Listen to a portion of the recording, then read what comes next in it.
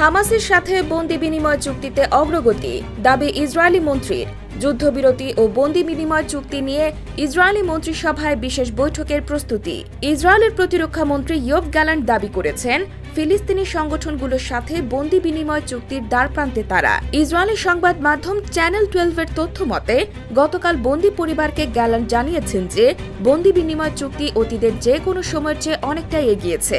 ইসরায়েলের সেনাবাহিনীর পক্ষ থেকে জানানো হয় যে ইসরায়েলের মন্ত্রিসভা যুদ্ধবিরতি প্রস্তাব ও বন্দি বিনিময় চুক্তির বিষয়ে বিশেষ বৈঠকের আয়োজন করেছে। অন্যদিকে CNN দাবি করেছে উভয় পক্ষই যুদ্ধবিরতি ও বন্দি বিনিময় চুক্তির বিষয়ে অনেকটাই এগিয়ে এসেছে এবং আশা করা যাচ্ছে যে যুদ্ধবিরতির বিষয়ে হামাসের সর্বশেষ প্রতিক্রিয়া চুক্তি বাস্তবায়ন করতে আরও বিস্তারিত আলোচনার সুযোগ তৈরি করবে। হামাসের পক্ষ থেকে বলা হয় যে হামাস নেতা ইসমাইল হানিয়া কাতার, তুরস্ক ও মিশরের সাথে যুদ্ধবিরতির অগ্রগতি নিয়ে আলোচনা চালিয়ে যাচ্ছেন। যুক্তরাষ্ট্র, কাতার ও মিশর দীর্ঘদিন ধরেই যুদ্ধবিরতি কার্যকরের জন্য মধ্যস্থতা করে আসছে, কিন্তু কোনোভাবেই যুদ্ধবিরতি বাস্তবায়ন সম্ভব হয়নি। হামাসের দাবি, গাজা থেকে ইসরায়েলি সেনাদের সম্পূর্ণ প্রত্যাহার এবং স্থায়ী যুদ্ধবিরতি চুক্তি ছাড়া তারা ইসরায়েলি বন্দীদের মুক্ত করবে না। অন্যদিকে নেতানিয়াহু জানিয়েছে যে তারা একটি আংশিক যুদ্ধবিরতির মাধ্যমে ইসরায়েলি বন্দীদের মুক্ত করতে চায়, তবে গাজা থেকে হামাসকে সম্পূর্ণ নির্মূল করা ছাড়া তারা যুদ্ধ বন্ধ করবে না।